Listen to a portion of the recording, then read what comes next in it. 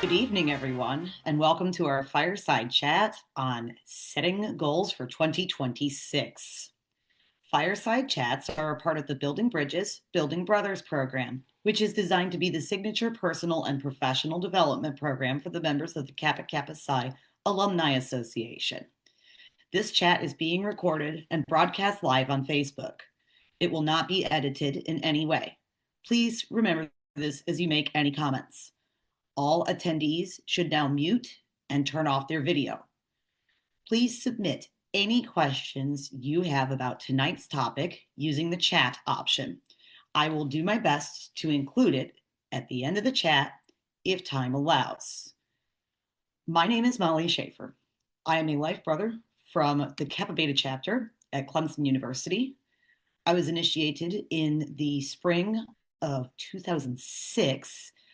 I am currently a middle school Spanish teacher in South Carolina, and I am pleased to have our three wonderful panelists. I'm going to go ahead and have them introduce themselves, and then we're going to jump right into questions. So, Isaac, let's start with you. Well, good evening, everyone. My name is Isaac Brimberg. I'm a life member of the New Xi chapter from the University of Illinois Urbana-Champaign, and I am currently the band director here at Augusta University in Augusta, Georgia, and I'm very much looking forward to the discussion about setting goals for the year. All right. Go ahead, Phil. Phil, I'm sorry, let me get your name right. Phil. Okay. I am Phyllis Elizabeth Hill, or Phil. I am a life member of the Theta Epsilon chapter at the University of Kentucky, and I'm currently a pediatric occupational therapist. So I work with kids on a lot of different goals, and so I'm doing goals in a lot of different capacities in my daily life. Awesome. And we have a special guest from our sisters, Monica Monk.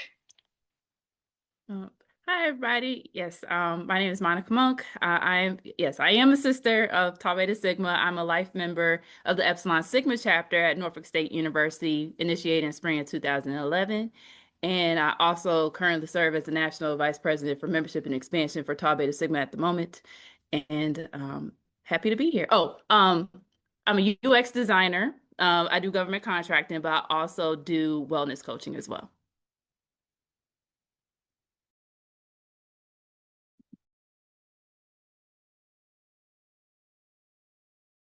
Well, it's fantastic to hear from everybody.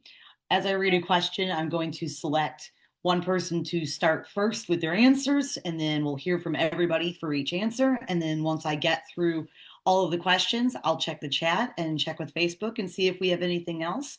I'm really looking forward to this chat. So let's jump on in. The first question is, how do I appropriately reflect on progress, growth, and failures from the last year? And let's start with Isaac on this one. Yeah, so for me, excuse me. For me, I start with the maybe a question actually. So compare yourself to where you were a year ago with your goals. And the simple question is there a marked contrast for the better, for the worse, or is there a net neutral on progress towards that goals? And I think for a lot of New Year's resolutions I've set in the past, part of the issue I've ran into with reflecting on progress and growth has to do with measurable tracking.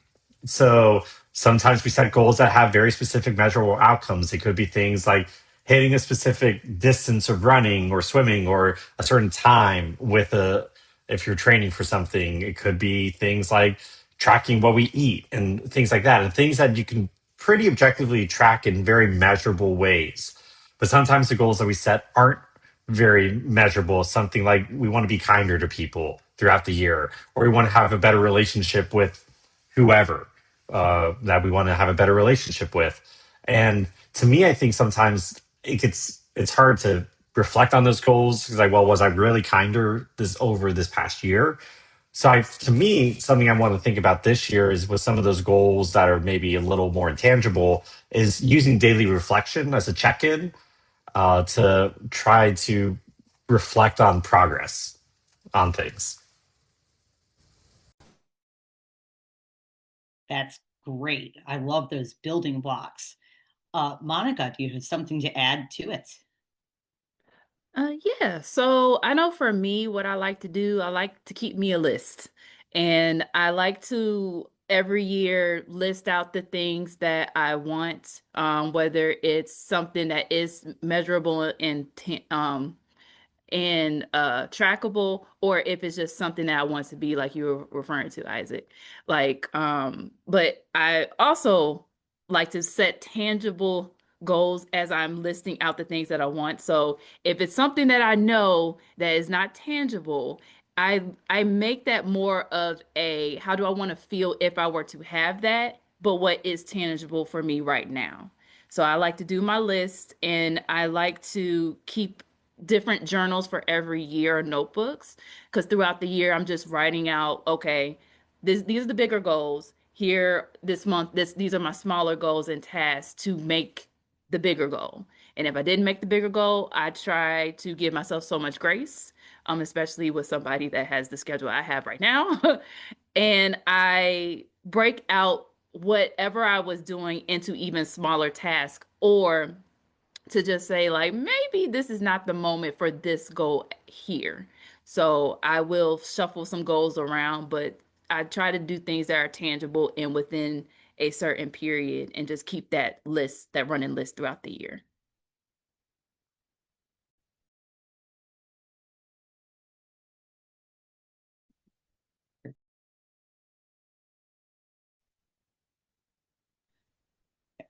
I love a good list.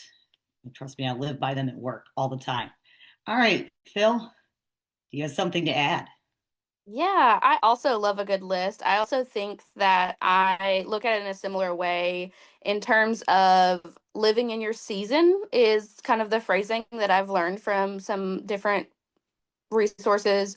Um, my life kind of changed pretty big last year. I had a baby last February, so I have an almost 1 year old. So the last year of my life has looked very, very different.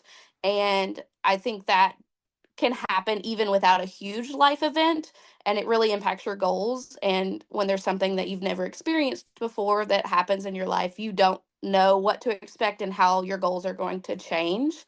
So I think it's important to kind of look at those seasons and live in your season and kind of look at the facts, like this happened. Maybe you're looking at it as a failure, but sometimes we can look at a failure, but then remember, oh, but I learned from this. So it's somewhat a success too. So looking at how you can learn from things and new experiences and learn about what has changed and kind of experiment with that. I think that living in your season is very important, and it really impacts your goals. And especially when it's something like a baby that you've never experienced before, it's just a totally different ball game that you're not gonna really know how to goal and set plans for. And that's awesome. And life changes, they happen, whether you're ready or you're not. So, question number two is how do you differentiate between a temporary setback and a sign that you need to pivot? And since Monica, you were talking a lot about this with your journaling and stuff like that, I'm calling on you to go first this time. Yeah, so I think for me, you have to figure out where it feels like burnout. If you get to a space where you're doing something and you're putting so much energy into it and you feel terrible by the end of whatever you're doing, that might be the sign to pivot and look at that goal or whatever you're doing and say, is this for me? Is this worth my is this worth me feeling like this right now? Because I know plenty of us here, especially thinking about our undergraduate days when we serve in the bands, and it gets to a point where you are tired. You are tired, right? And sometimes, reflecting back, it's like, well, if I had just said no, we could have put that off to another day. So it's understanding when to say no to things that are burning you out or causing you to feel really bad. But if it's something where it's not making you feel bad, but it is challenging you, that there's a difference there. So when you start to feel challenged, you don't feel bad, but it's just like, okay, let's problem solve. This is forcing me to really figure this out. That's the difference between what burnout is. And we could probably talk about it a little bit later, but burnout is a whole different ball game than something that is just challenging you at that moment.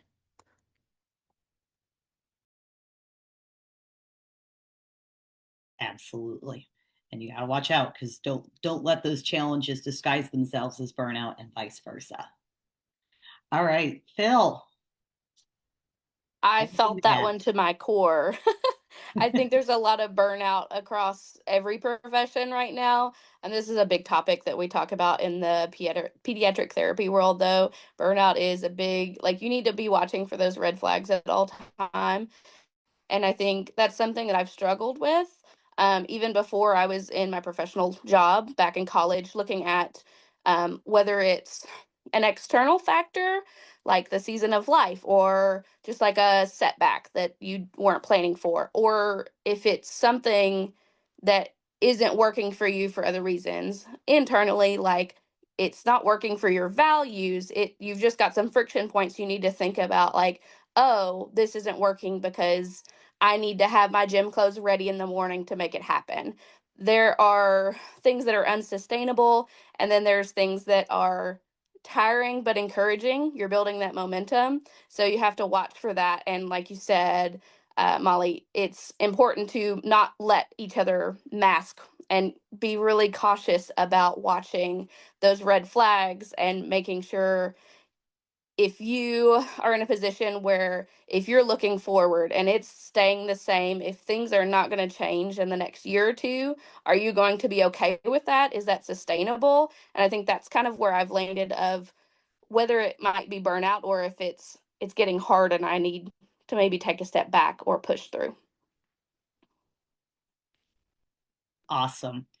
And Isaac, anything else to add about some temporary setbacks or needing to pivot? Well, just excuse me, very little because both very well said.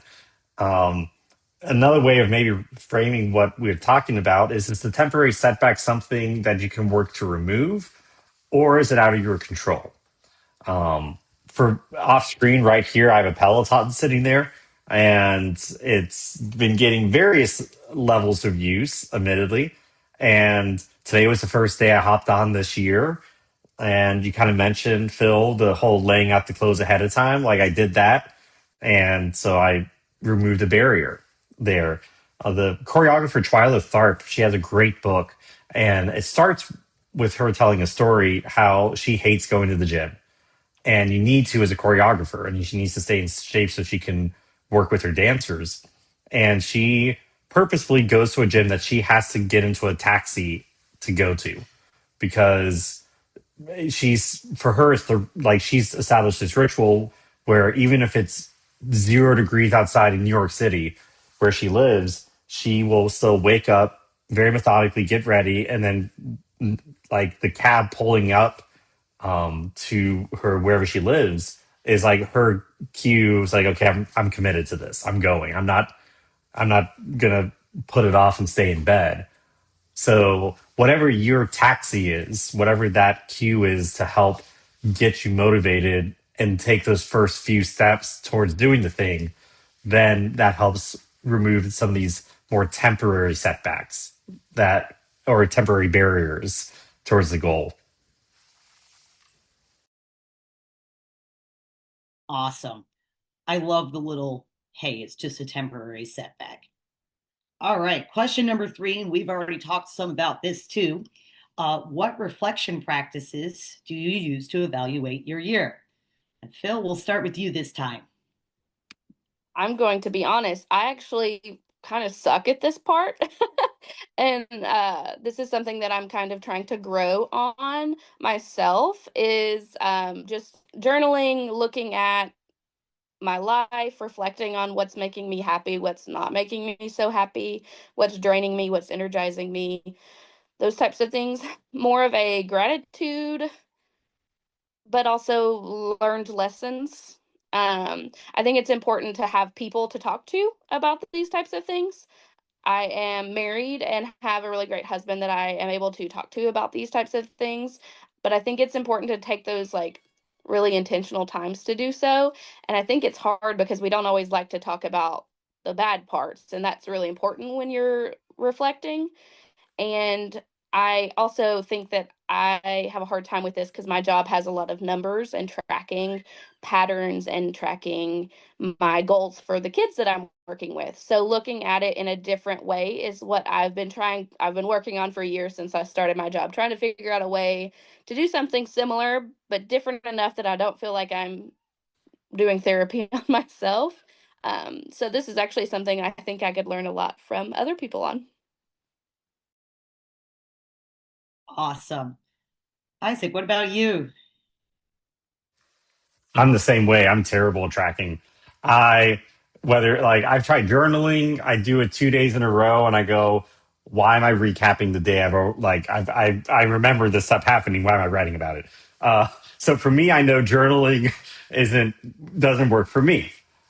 But just like Phil said, my wife's amazing, and I can call on her, my family, close friends, especially close friends in the profession, to talk through things that I'm working through.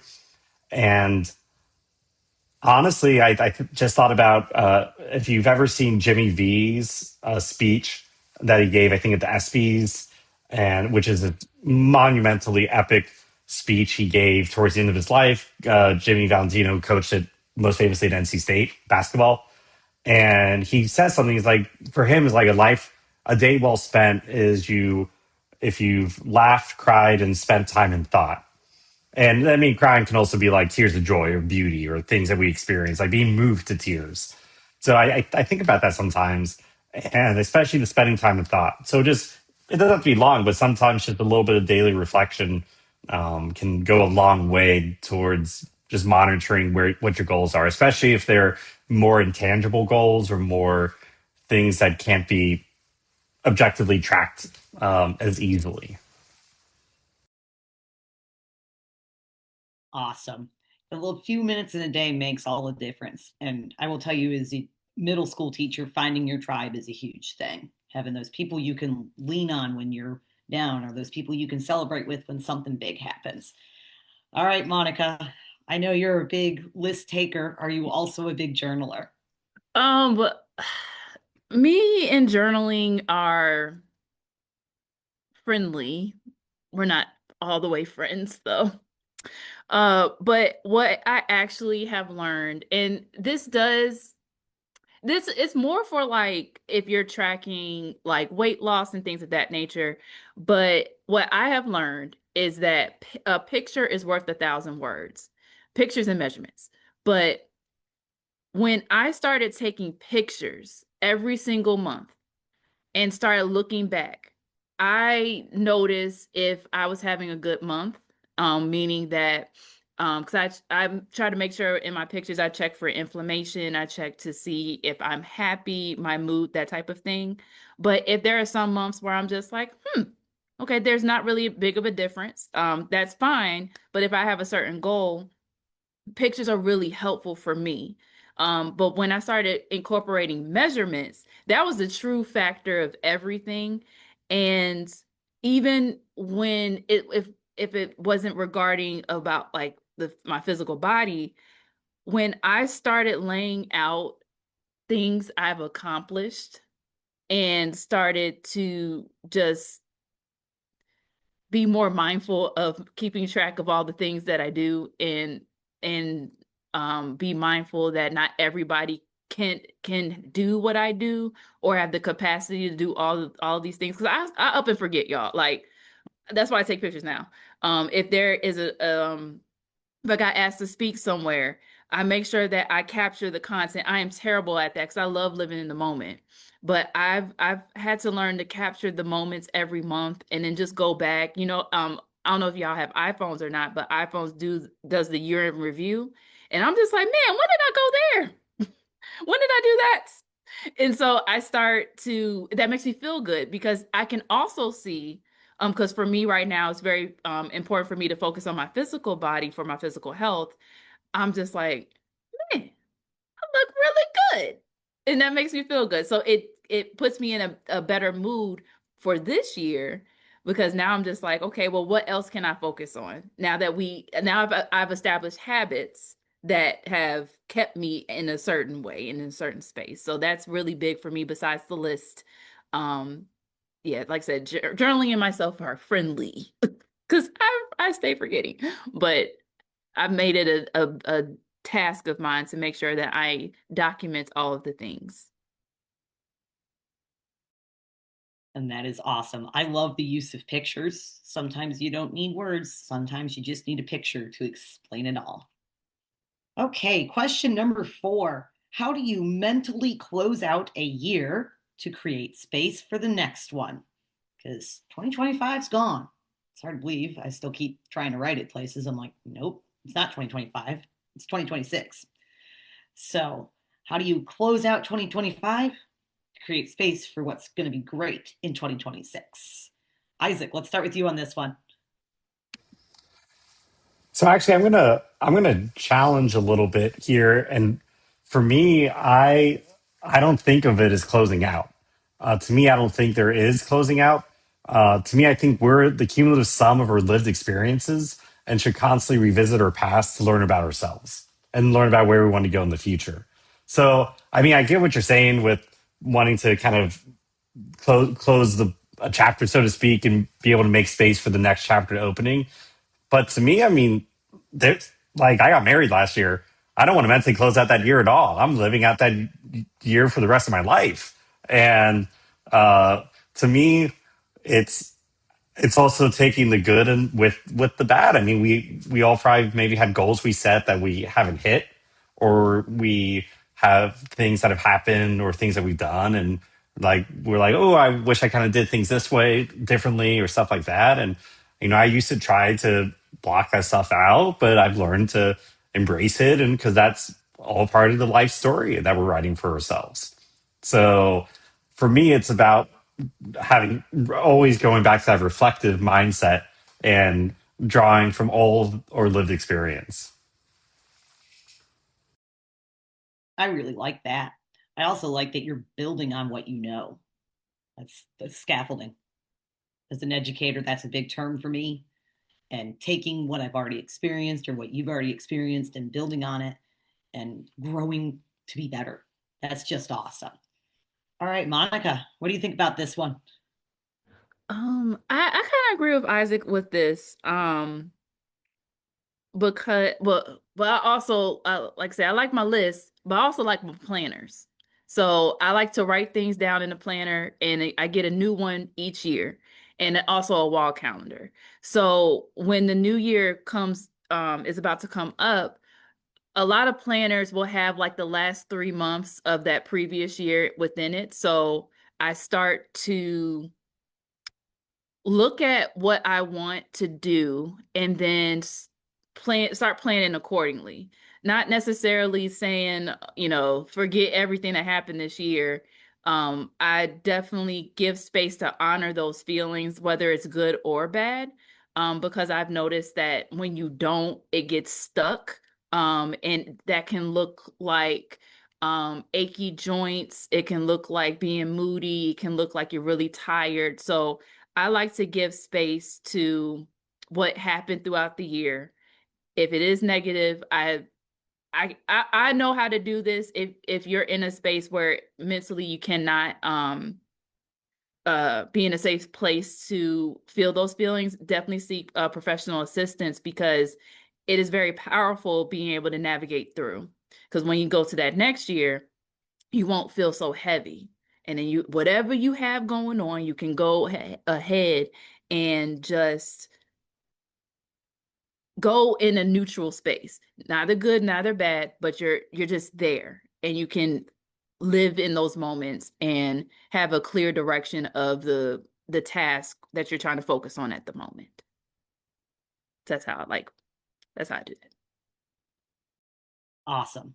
I like it. You take what you've learned and you build on it. All right, Phil, anything Gonna to add? I'm gonna stray from the path a little bit. I actually really like to close out, maybe not the year. I got this idea from, it's called The Lazy Genius. It's a podcast and a resource that I have really enjoyed learning from over the years. But she does what's she's called opening and closing ceremonies. So I've taken her idea and kind of moved it into how it works for my life. And so looking at maybe a season that you really like or really did not like, and how you can intentionally say hello and goodbye to those seasons and opportunities that you've had. So for example, I guess with the New Year's, I kind of have a closing ceremony, or maybe it's an opening ceremony, with my husband, where we use bread and make toast and have a toast at the beginning of the year. So that's the first thing we do.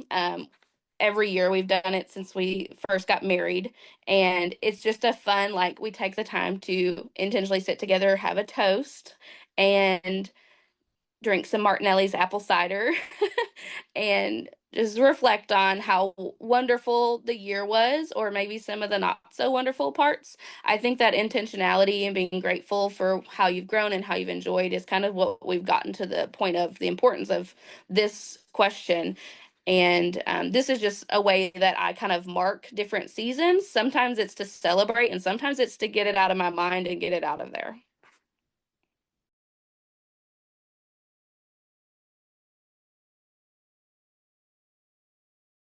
Awesome. So, moving into question number 5, how do you translate your long-term vision into actionable goals for the next 12 months? I think, Monica, you're the perfect person to start this one with, since you are the one with the planner, the one with the pictures, and the somewhat friendly journalism. Love to hear from you first. Yeah, so I know for me, I break up the year into quarters. And I know everybody's like, "Oh, that's how businesses do it and stuff like that." Well, my quarters are a tad bit different from everybody else. So I like to think of my birthday as being like the start of my new year, if that makes sense. So, leading up until my birthday, because my birthday's in April.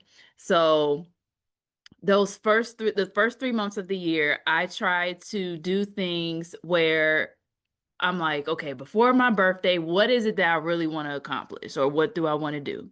And then I start with that bigger goal. So like right now, I was like, what did I set? I said that I was going to track all of my meals, because again, I have to focus on physical health right now.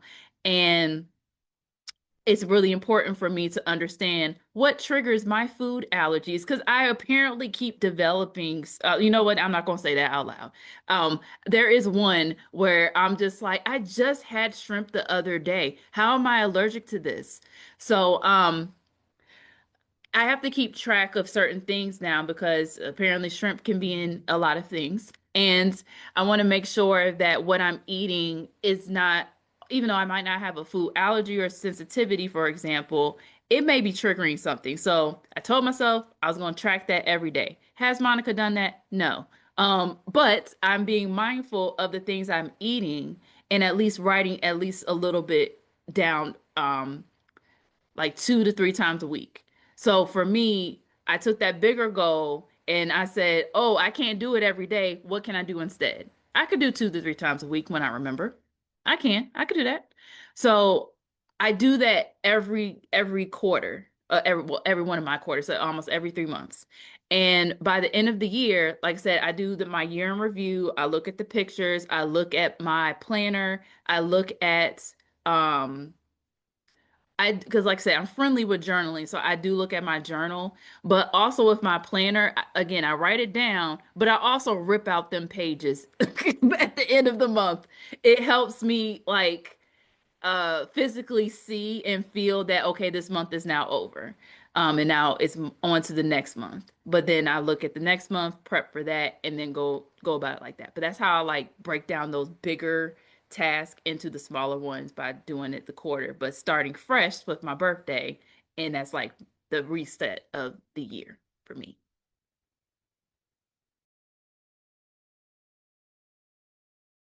Great. I love that you use your birthday as your quarter base. I would use mine, but mine's so close to the end of the year. It's like, I might as well just keep going. All right, Phil, anything to add to this one? Yeah. I also wish I have a January birthday, so the new year is also my birthday. So I wish I had that like marker too. That would be very nice to look at. For me, I like to do the chunking as well of the year. I don't really look at quarters though.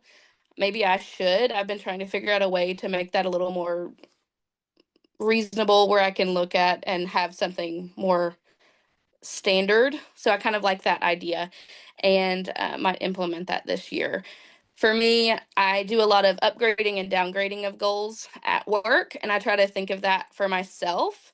I usually do a word of the year. Mine this year is compassion. I think that I need to remember I have almost a 1 year old. I'm juggling all the things. And when you first have a baby, there's so much compassion, mostly for yourself from others. And I think you start to wean and like, oh, I need to be on it. I need to be back into regular. I need to be doing these things. And I'm trying to remind myself each year I pick out a word. So that's my word for the year. And that's kind of how I maintain that actionable across the year. I'm a very all or nothing person. So if I set a goal, I'm going to ride the Peloton or track my meals 3 days or every day, and I miss one of those days, I will absolutely give that up for the rest of the year. So I have to look at it a lot differently. My neurodivergent brain just does that. So I've just had to learn different ways to kind of change things. And then also, when I have a goal that I'm reflecting on, I'm not making progress or I've made a lot of progress, I might upgrade or downgrade it. So make it a little harder, make it a little easier, and that makes things a little more manageable and sustainable for me. Awesome. And I love neurodivergent brains. They're great. All right, Isaac, anything else to add to this? Again, very little. I mean, y'all gave such great answers. I mean, for me, one thing that's helped some of my long term vision is getting involved with different organizations. I now 2 years ago, I became a Rotarian, and I knew what Rotary International was, and but had no intention of getting involved. I just wasn't particularly drawn to it, and then a LinkedIn connection messaged me about something and was like, "Oh, you should come to a Rotary Club. We meet on Wednesday morning, 7 a.m. breakfast club." So I was like, "Sure, I'll come. Why not?" And wound up meeting a great group of people, and that really kind of helped a goal of mine, which was getting much more plugged into the community, especially coming out of graduate school, where graduate school is, or if you go do any professional school, you're often just the blinders are like this, and you're so focused on your studies. Getting out of graduate school and into my first appointment as a faculty appointment, I really intentionally wanted to make sure I took the blinders off and was really getting to know the community and getting to know the community beyond my professional lane as a professor of music. So, yeah, just getting involved with an organization was a great way to create some actionable goals as well. Awesome. Okay, question number 6 is, do you focus more on the outcomes or systems when planning a new year? And this piggybacks right on to some of the stuff that we were just talking about. So, Phil, I'd love to start with you on this one. Yeah. I am a big excuse me, I'm a big systems person. I am by trade an occupational therapist. We're known for task analysis. We're known for looking at the activity, breaking it down, looking at every little piece, looking at the environment, looking at the steps of the activity, looking at literally every minute detail that may not seem important, but they all are. And so I think for me, systems are kind of what drives the bus. Systems are very much what sustains us. Outcomes are very motivating. I'm somewhat goal driven as well. But for me, if I only look at the goals, I'm probably going to get burnt out and not look at my systems. So if I look at the systems, look at the pieces, I'm able to maintain and figure out what little changes I can make to get there. And usually, what I like to tell parents is if we're so focused on a goal and we make that goal, we make it happen, that's wonderful. But if you get to that end point and you're so burned out and you're not feeling good, that's your system's problem. And you need to look at the pieces of how we can get there, maybe make it a little easier. Awesome. Adaptability is key in so much of this. And for some neurodivergent people, adaptability might not be our favorite thing to do, but we do it anyways, right? Yes. All right, Isaac. Outcomes or systems? Which one is it? Oh boy, um I would, I think, just get bogged down, like when I've tried to do things in the past, with coming up with different systems or following different plans or stuff like that. And I'm kind of like you, Phil, when I I'll like I'm gonna track my meals, and I forget to do it, and I'll do it tomorrow, and then it's like Shia LaBeouf. Well, yesterday you said tomorrow, which is today, and I just get off the wagon, and then the system falls apart. So really, my new focus this year is simply literally take it a day at a time. So getting back into some habits of, like, after we are done with our discussion, I'll do some prep work to make sure I'm set up for tomorrow, do the day intentionally and focused, and then get done with the day, get set up for the next day, and go. So, as basic as that sounds, I think I'm going to focus much more on just daily prep. And because sometimes it's easy, especially as we all get really busy with our schedules, to feel like we're flying by the seat of our pants. And I know for me, the first thing that goes out of the window is prep, and it's just go. So now I'm going to try to make more space for prep, and that makes the go hopefully better, so it feels less seat of the pants. Excellent. As speaking from years of experience in the classroom, I cannot leave the building without the next day ready to go. It's got to be there because I'm just better when I get in the morning. It's like, oh, I'm ready to go. And maybe I sleep later than I should. I'm not a morning person. The entire school knows that. All right, Monica, systems, outcomes.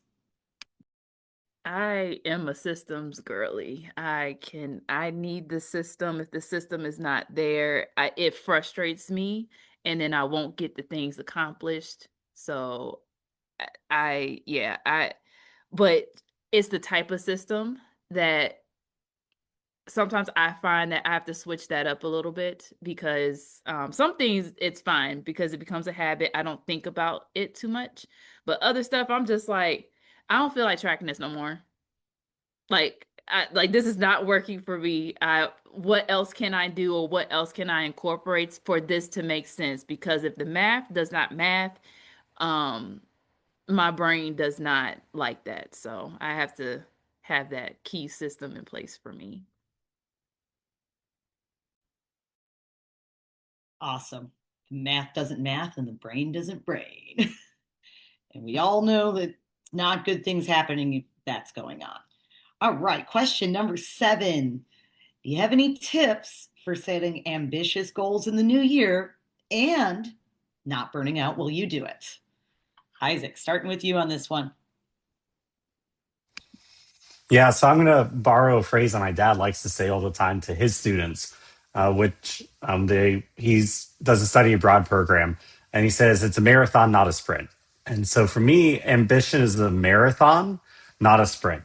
And I've often failed in the past with trying to rebuild everything simultaneously.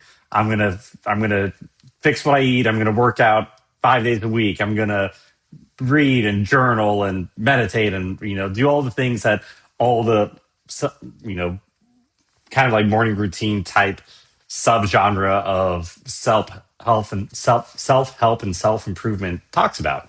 And I try to do it all at once, and then it all just falls apart. And I'm like, well, this next year.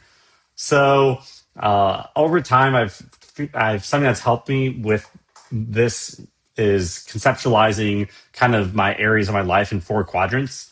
So I'll look at kind of the physical space, like my physical well-being, my mental well-being, my spiritual or philosophical well-being, and then my professional slash financial well-being. And now what I'm trying to do is choose like 1 or 2 quadrants at a time and just do some little tweaks on them.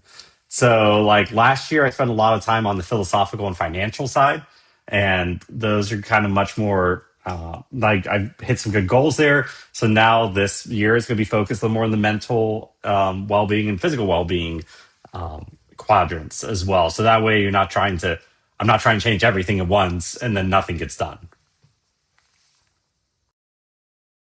That's a great way to avoid burnout. Don't try and do it all at once. Rome, the other one I like is Rome wasn't built in a day. All right, Monica, tips for ambitious goals without burning out. Yeah, I definitely agree with Isaac. Like when you focus on like one big thing and then just tweak whatever you need for that big thing, that is what can work best. Is But it also depends on what the goal is, because there's some things where it's just like, again, is this tangible or not? I think that's the key. We need tangible, ambitious goals or a goal. Focus, I mean, like I said, take those 3 months prior or a month prior to the new year, or whenever you want to start something new. Take that time and figure out like, hey, why do I want this thing? How tangible is this? And how long, if it can be tracked with time, how long will it take for me to get this? So, I know for me, a new one is going to be a financial goal of mine. I know how to get it, but there is that mysterious factor of like, well, who's going to financially help me get there? So, just being able to, yes, you can have the big goal, but ask yourself, is this tangible? If it's not tangible, how do you make it tangible? And then just pick one. If you can handle two, hey, if you do three, that's pushing burnout. So, we definitely want to make sure we at least focus on one.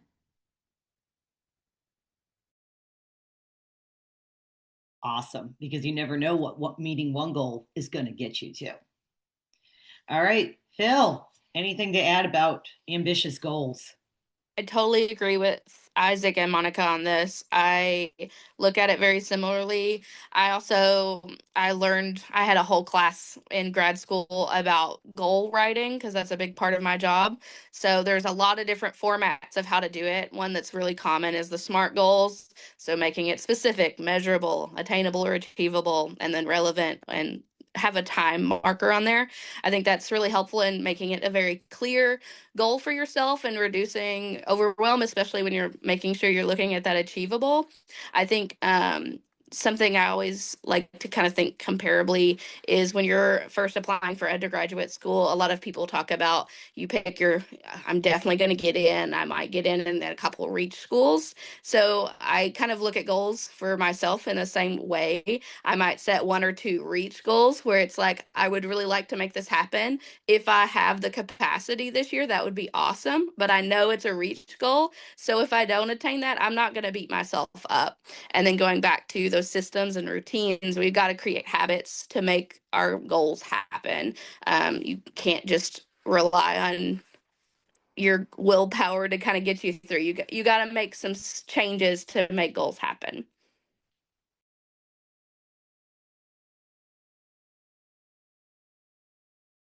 Awesome. So, question number 8 is how do you decide what to prioritize when everything feels important?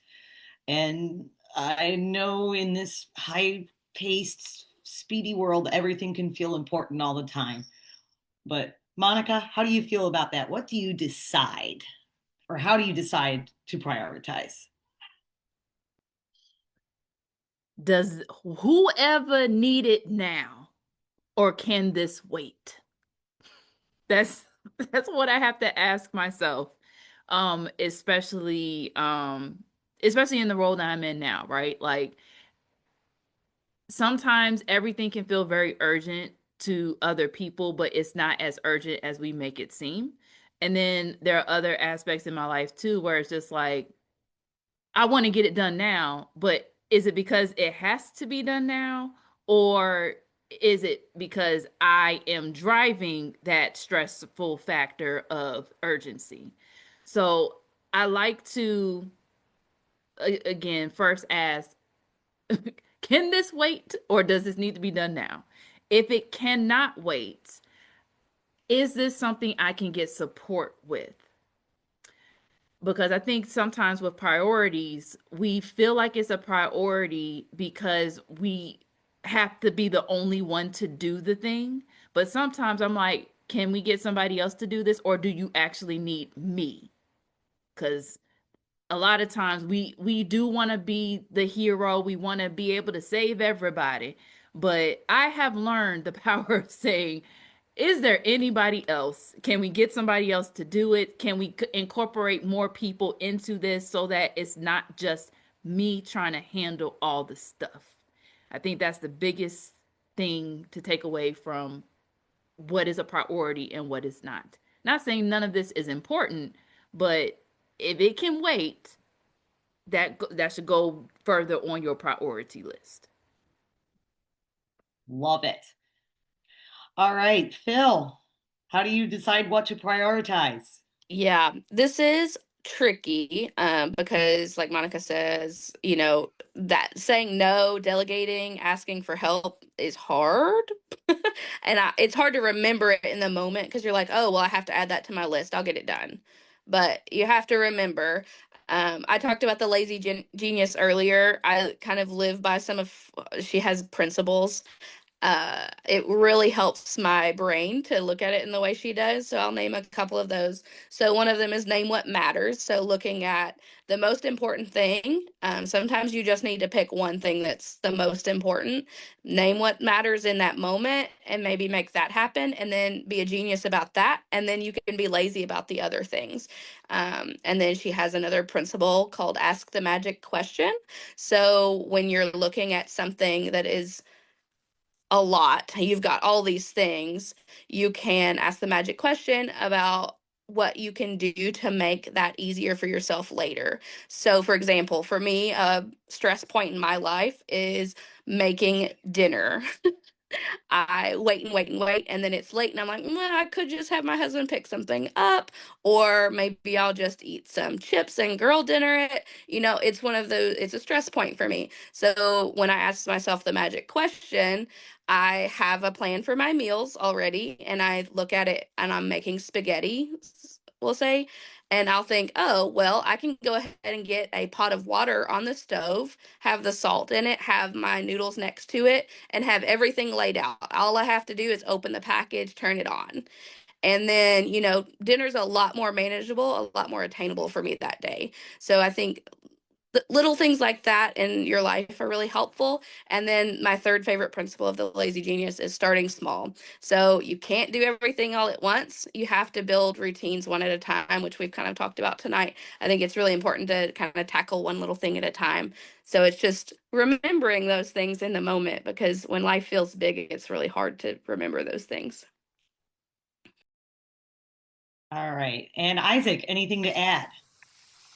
Yeah, I mean, I think especially Monica, your point with people sometimes come with you with a sense of urgency, and you're like, "Hey, okay, is this really urgent, or is this is this urgent because you waited to the last minute and now it's urgent?" It's yeah. So part of it is determining for you and the audience is like I know a lot of times there's priority setting exercises and stuff like that, and priorities change. I know, Phil, you have a almost 1 year old, which is super exciting. Like we'll probably be starting a family soon, and I know my priorities are going to change massively when that happens, and I am very excited, nervous, but excited about that.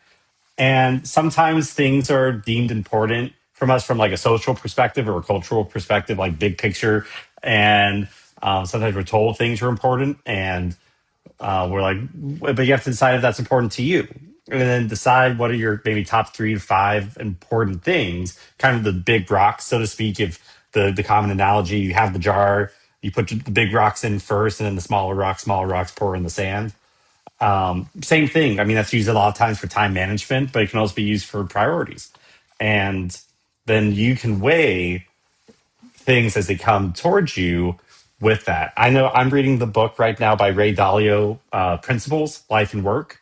And to me, I love that book because it's just, he literally bullet point stuff, and and his writing is very crystalline, just really pure. So he talks a lot about that. And for him, over his decades of work, he developed his principles, and then he just became very efficient in decision making because everything related back to one of his principles. Kind of like you mentioning, Phil, you have principles that you're learning from the lazy genius, and now you weigh decisions against those principles. So that's, know what your priorities are, and be open to them changing, and then everything is just weighing them against those priorities. And just like Monica says, is it really urgent?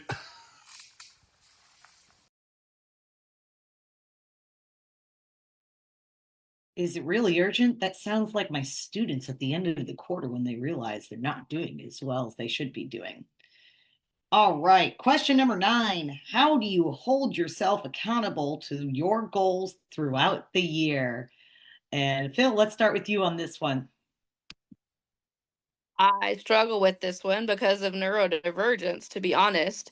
But I will say some of the things I found are, those accountability partners, those end of season closing or opening ceremonies are helpful for me because I can set a time that I'm doing something kind of fun, but I'm also being intentional about my reflection. I think that's really helpful. My mom is wonderful at accountability for me. I'm horrible at doing dishes. We don't have a dishwasher currently, and that really stinks for me. And so, yeah, big thumbs down for that. So trying to maybe send an empty pic of my sink every day to my mom is a little trick that I've done a couple of times, and then she'll text me, "Hey, are your dishes?" And I'm like, "No." But having those accountability partners is really, really helpful. I think also being able to set some, I call them chaos goals or chaotic goals. I think adding some fun in, and that is a helpful like internal motivator. So some of my like chaotic goals for the year are, I'm working on making a photo album in my phone, like a folder that is just for meme replies, so that I always have a quick meme to send back. Just, I think it's just a fun goal to have where I can add some memes throughout the year that I like and be able to send them really quickly. And then my other fun chaotic goal that I can share right now is using iMessage effects. So the one where it has like a million of them, or the laser, the invisible text. I think those are so fun. I have a coworker that really inspired me to do that this year. And so I think having some fun things in there, not just I want to better myself. It's really important to better yourself, but it's also really important to motivate yourself and have fun. You got to enjoy your life. And I will tell you, one time I used one of those iMessage things and tortured somebody that doesn't like frogs. So, needless to say, I only use that in special cases, but it made for a good laugh. All right, Isaac, how do you hold yourself accountable? That's a great question. I think, oh man, I like I've really struggled with this because I think I've tried things like you, Phil, with having an accountability buddy, and then we forget to hold each other accountable, and so really, I mean, I think I've kind of like I'm just embracing like I'm the only person that can hold myself accountable at the end of the day. It's the goals that we set for ourselves. We have to have the integrity to see them through, and kind of like Monica said, you have to have the grace to you have to give yourself grace in the process. Like, I mean, it's January 13th, and today's the first day I hopped on the Peloton. Like, I'm not going to beat myself up for missing days. I'm just going to say, hey, great, you hopped on the Peloton today. Now do it again on Thursday when you're planning on it, and make sure you have your clothes set out and all of that. And then you'll keep going along the way. All right. I like that. Take it one day at a time. Hey, I was successful today. Let's set up to do it again tomorrow, too.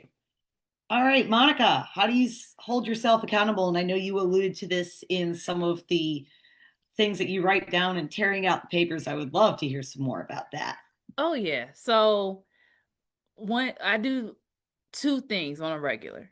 Every month I'll do my check-in with myself and I say, did I make $10,000 this month? If the answer is no, that's something that does roll over. But then I go back and say, hey, maybe not 10,000. Let's see, what did I make this month? So to give myself like a reward, at least I made something, right?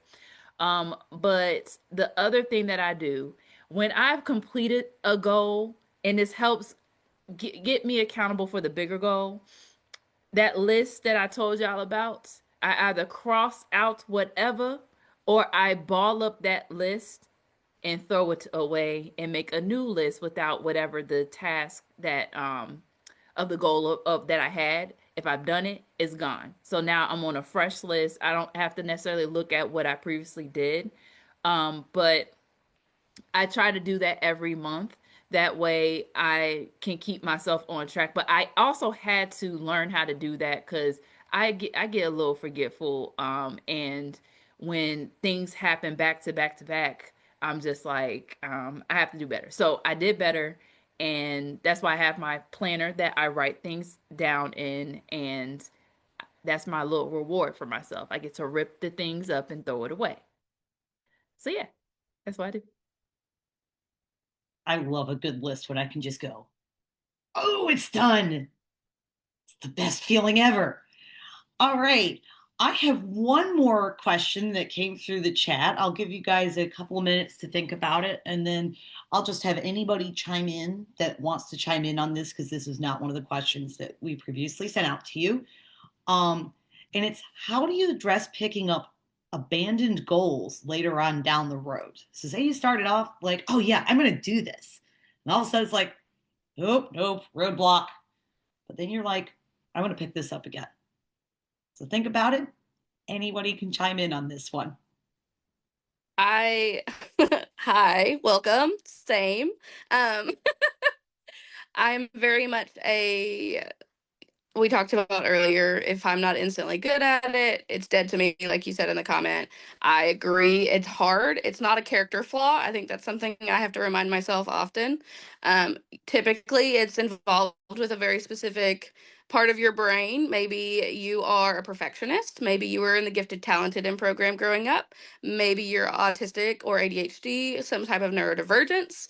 Maybe you just have really high standards. Maybe there's so many maybes. I think what you have to remember is this is hard, and usually you don't hate the whole thing. You hate the first bit. You hate the not knowing. You don't like the I don't know what I'm doing. I'm not going to be good at it. You try a little bit. It's not instantly gratifying, and you have to get rid of it. Um, your nervous system is telling you that. It's like, bye. Okay, we're done with that. That was hard enough. So trying to push through is kind of useless in that usually, at least for a neurodivergent brain. That's just not how your nervous system is going to work unless you know yourself. And pushing is going to be helpful. You know yourself better than anyone else. So maybe that would be good for you. I think for me, what I have found to be the best for fixing this problem that is daily for me, I tried to set a very low expectation, like a absurdly low expectation. So if my goal is to get a Peloton ride in every day, so to say, my absurdly low expectation for this is to sit on the bike for 10 seconds. That counts. and that's okay. And it's okay to quit after you meet that absurdly low goal. That's okay, and you can get off. Usually that first 10% is what's hard, and once you're sitting there you're like, oh, I might as well do it, you know. But setting those really really low goals, it sounds absurd, but it works, especially for a neurodivergent brain. And then another thing that I've found works for kids is telling them, you know, let's try it at least 3 times or try it twice. So this thing, you know, it's hard and scary. Let's give it a couple tries, and then if you want to quit, you can quit. I think I use it a lot with kids, but I use it for myself too. It's a very helpful little trick for your brain. Love it. Because sometimes taking that first step is the scariest one out there. Yeah, I have one more thing to add to that. I I've noticed that when you drop a goal, it's sometimes due to like misalignment with whatever's going on in your life right at that moment. And so, like, I'm gonna refer to my list. I know I love me a list. So I will look at something and then forget that I put it on the list. And so I have to ask myself, is this still relevant for me right now? And do I still want said thing? If the answer is no, y'all already know what it is. Like, just don't do it. It's not a goal. But if the answer is yes, you have to reflect on what didn't work and then try to do something different. But it's going to vary depending on what said goal is. So, um I know something that I do is make sure I take out clothes that I no longer am wearing, even though I may have gotten it for a very special occasion. But if I have not touched that thing in 3 or 4 years, why is it still in my closet? I don't know.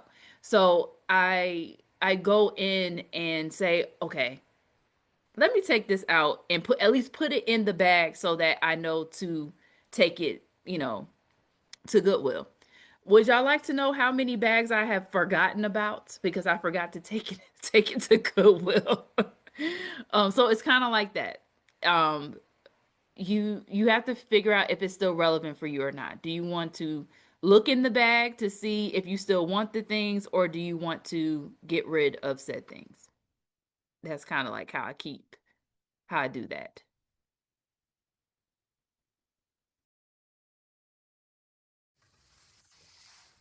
Yeah. I mean that's awesome. The one thing I'm going to add is just a old kind of idiom that there were two great times to plant a tree, 20 years ago and yesterday. So, sometimes you may have a goal and you have something that you want to do and you go, hey, this isn't for me right now, but or minds are amazing things, and we sometimes have things swirling back there that we aren't aware of, and then suddenly something pops up, and you go, hey, you know what? I tried that thing 7 years ago. You know what? Let's try it again now. And kind of like to Monica's point, now this might be a time in your life where that goal is much more aligned with what's going on in your life right now. And you may try it and go, hey, you know what? That's not time yet. And then it sits back there and just kind of swirls. And if it comes out in a way that is aligned with what's going on with your life, then that's beautiful. And then you can roll with it. But don't consider it lost time or lost effort just because you try something and it doesn't work.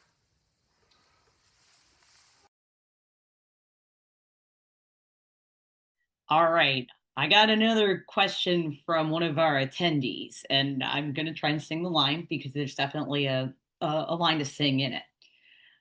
I have a question. It says, as a famous poet once said, the years start coming and they don't stop coming. Thank you, Smash Mouth. How does everybody deal with time moving so dang quickly? Sometimes you have to take life one day or 1 week at a time, and you can't build towards larger goals.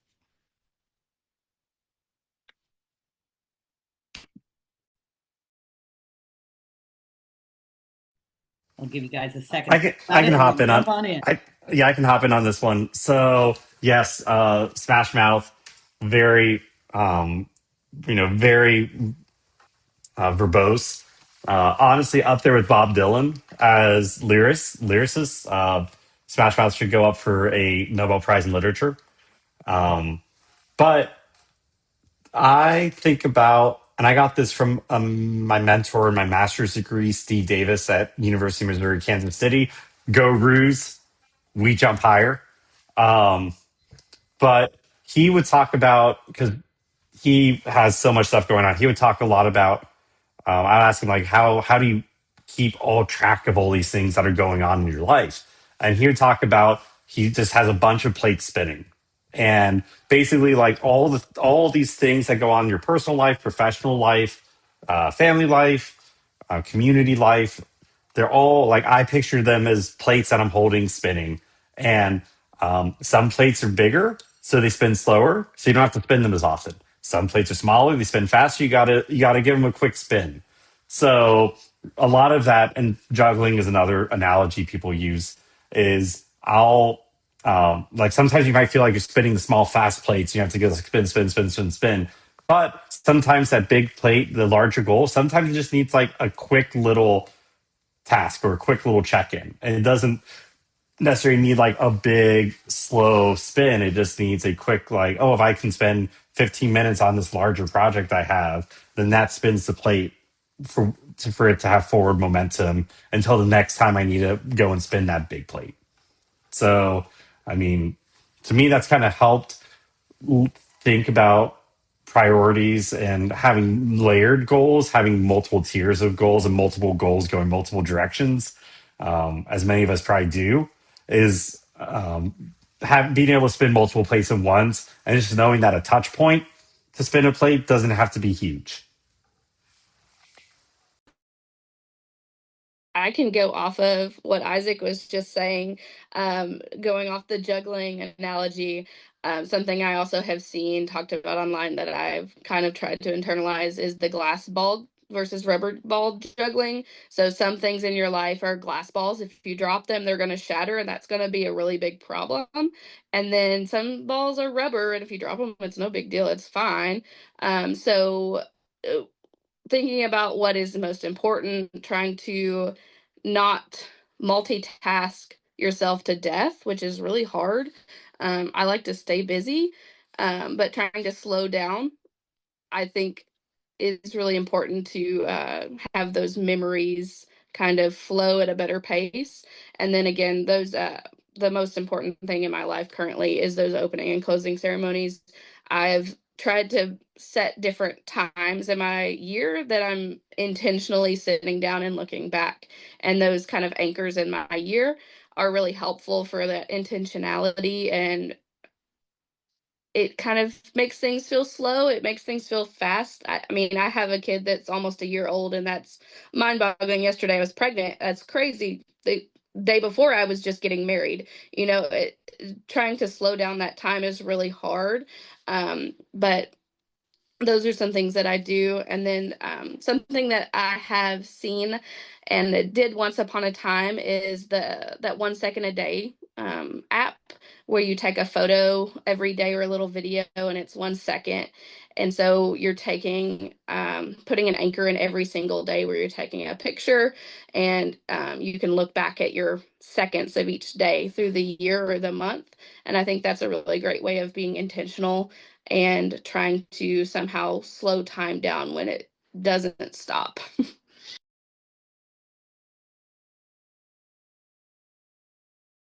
Yeah. All of my planners have the time of the day on them for each day.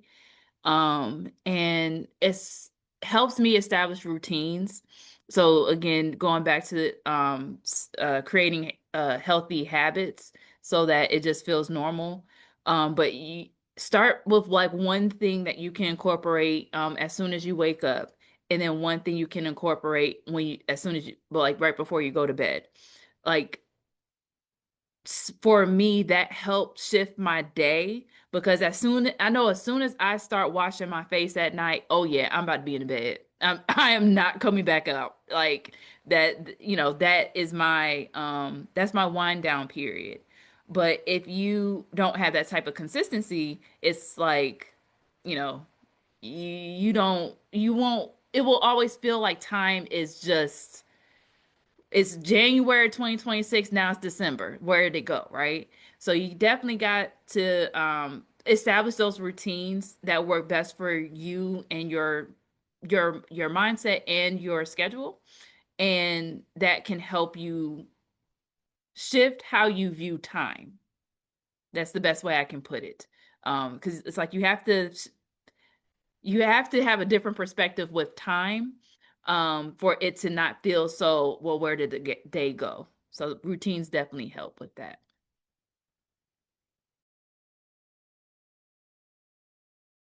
All of what we've discussed has been excellent tonight. I'm so appreciative of my wonderful panel for coming on, and I'm also appreciative for the questions in the chat. Well, it's already 9:20, so we went on a little longer than I expected us to, but I am so thrilled with all the information that has been shared. To those that tuned in to listen to our chat, thank you so much for listening and contributing questions. Monica, there's been a request to drop your planner link. Um, uh, Brittany has said that I think I need this. The Times of Being Labeled is a great tool. So with that, if there's anything else that you guys want to add as a last message, you certainly can. If not, we're going to draw this chat to a close. Thank you for being a part of our January 2026 Fireside Chat. And I'm hoping that those that were involved with the chat or the ones that were just listening are newly inspired to set some new goals to make 2026 the best year ever.